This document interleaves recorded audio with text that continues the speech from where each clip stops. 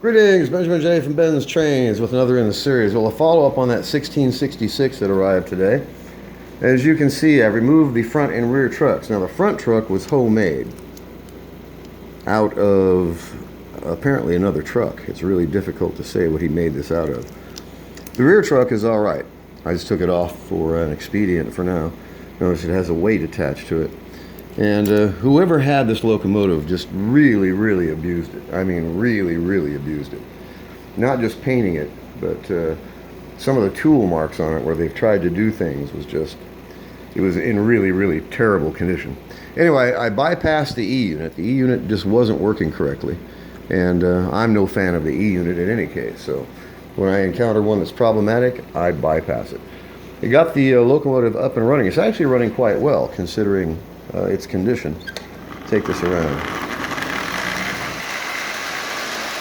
As you see, now that's 50% power. It's really noisy. Really, really noisy. As you can probably tell. There's so much slop in those gears, plus one of them is slightly warped from very likely someone prying on it with a screwdriver. So it runs, but it's not one of my best motors, that's for sure. Anyway, I may use this one for parts. There's nothing greatly physically wrong with it other than the fact that it was abused, very likely by a kid. And a lot of pry marks, a lot of just abuse, just plain abuse. And not to mention it had been stored forever. Anyway, I don't know if I'm going to put any great amount of work into this. We'll see. But I got it running, but like I said, the gears are just in really terrible condition. And very likely from modifications and then trying to run it. Anyway, I will very likely use it for parts. We will see. Like I said, it runs, but it's really loud, it's noisy, as you can tell.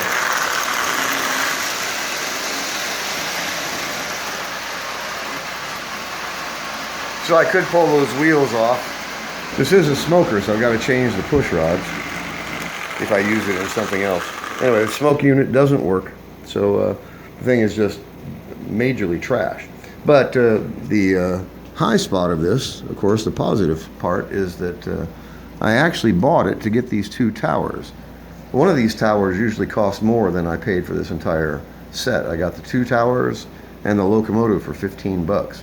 So all the wires are off.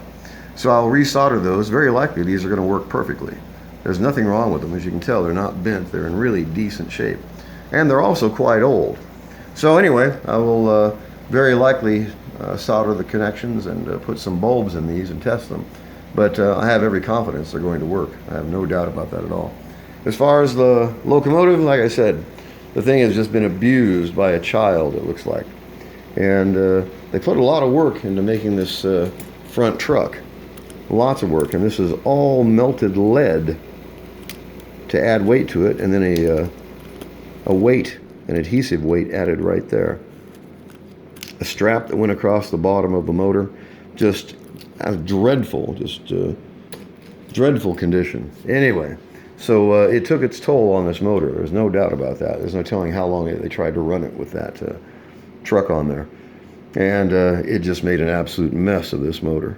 Anyway, just wanted to do a quick follow-up on it. It's running, and there's really nothing wrong with the shell itself.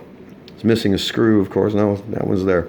It's missing the handrail on this side, and it's been painted brown, so whether I can get that off, no idea. If nothing else, I could just respray it. So there's really nothing wrong with the shell. There's no damage to it. It's the motor itself. The thing was just beaten to death by very likely a child, like I said. But it's up and running.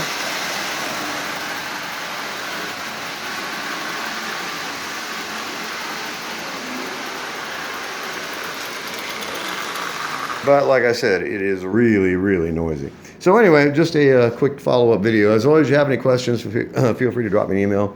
BENZTRAINZ@gmail.com. And as always, thank you for watching.